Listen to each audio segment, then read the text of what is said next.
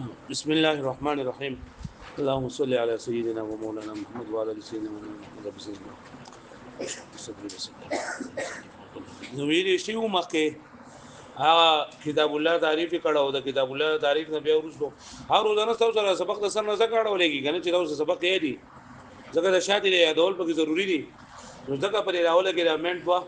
درې د شاته نه سبق هر روزانه زکه ولګي چې دا ورته تاسو صحیح صحیح یادي لكتاب الله تعريف كړه نه راځي له کتاب الله تعریف القرآن المنزل المكتوب في المصاحف او المنقول عنه نقلا متواترا بلا شبهه وهو اسم للنظم والمعنى جميعا صرف د نظم دې صرف د معنا نوم دې د ځوانو نوم دې ویل شو بیا ویلو سلور تقسیمات دي پر اولنی تقسیم د لاندې کم اقسام دي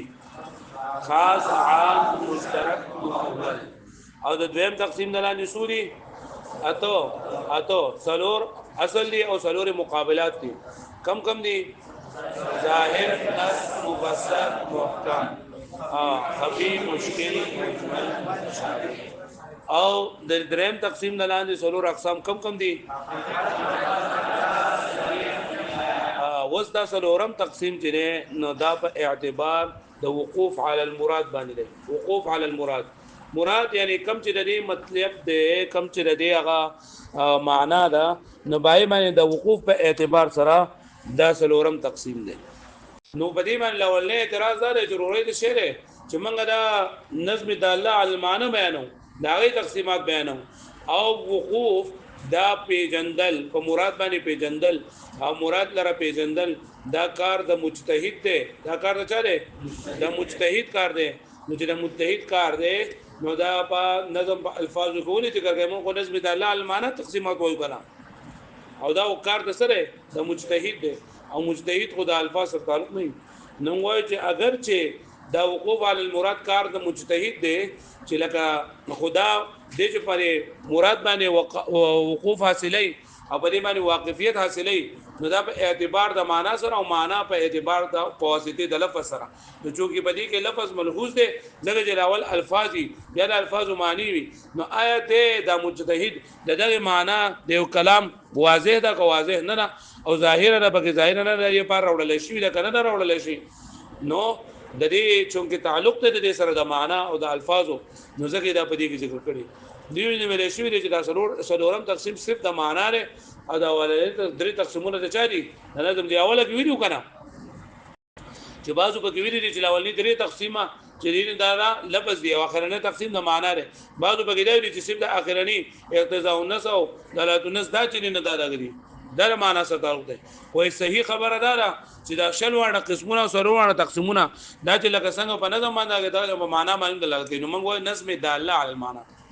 نو بیا به دې کې وجه د حصر در سلور قسمونه دي استدلال بعبارت النص اشاره النص دلالت النص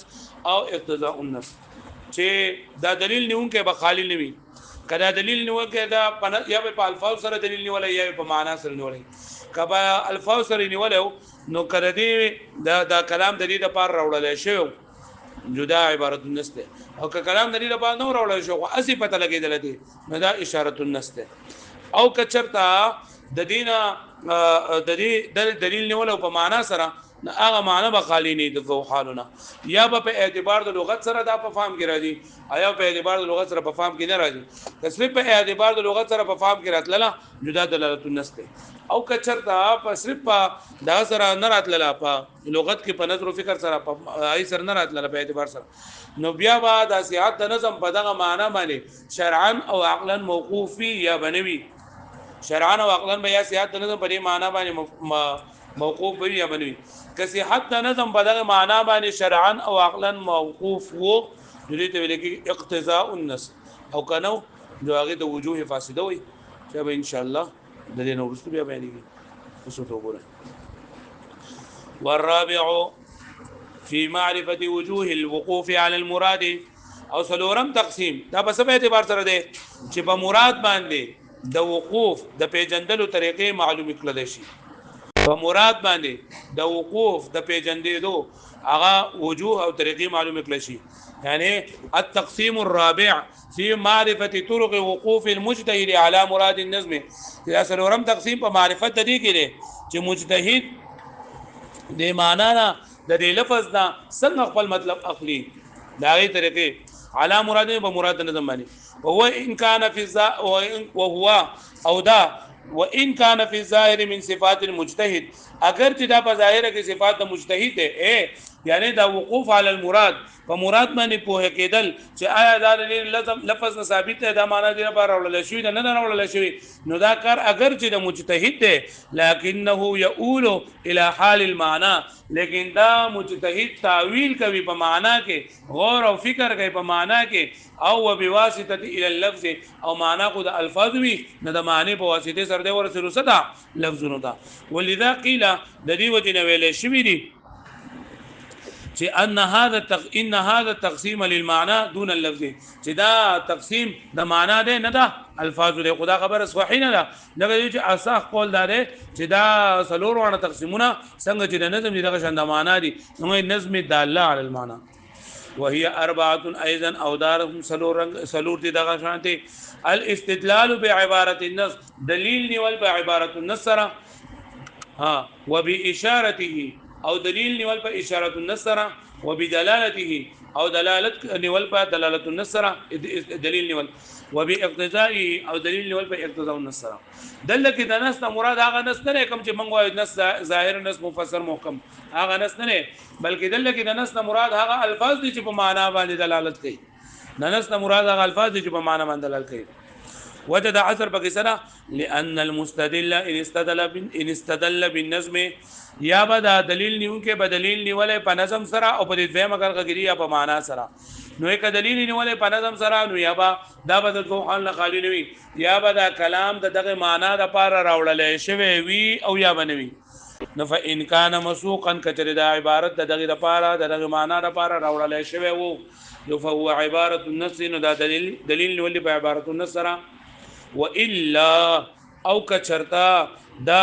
نو راوړل شوی د دې لپاره بلکې اسد د لفظ د معلومې دو نو دې ته ویلېږي فاشاره النص دا بیا څه شی اواز نه راځي ها وان لم يستدل بالنظم بل بالمعنى او کده دلیل نه ولې په نظم سره بلکې په معنا سره دلیل نه ولې نو بیا بل تو حال خالی نوي یا بل دا معنا په اعتبار د لغت سره په سمجھ کې راځي یا بل راځي لغت ته مراد ده چې یو عربي سره او په کلام عربي باندې پويږي کله دي الفاظ تو وکتلو نو بس ته معنا معلومه شوله نو کده چې به یا باندې نو فإن كان مفهوما منه بحسب اللغه کجه د فهم کې راتلو د دې نه د په اعتبار د لغت سره فهو دلاله النص عند دلاله النص والا او کچرتا دا په لغت په اعتبار سره په سمجھ کې نه راتلو په فهم کې نه راتلو نو بیا به خالی نه غو حالنا یا به صحت نظم په دې معنا باندې موقوف شرعا او عقلا او یا به پای باندې موقوف نه شرعا او عقلا لکه موقوف وو اقتضاء النص او کنه وجوه فاسد دي والا وكذسني فان توقف عليه سياده النظم كچرت موقوف في پدې باندې سياده نظم شرعا او عقلا فهو يقتضاء النص دا يقتضاء النص وان لم يتوقف عليه او کچري نو وقوف نراتلو باغي باندې دا موقوف نو باغي باندې فهو من استدلالات الفاسده مدار استدلالات فاسده دي علامه سيجيه ان شاء الله تعالى ويرابشي ولبل سبق غاز ما سره نه دي لیبل مولوی سره دي یاد وشي ورواړوي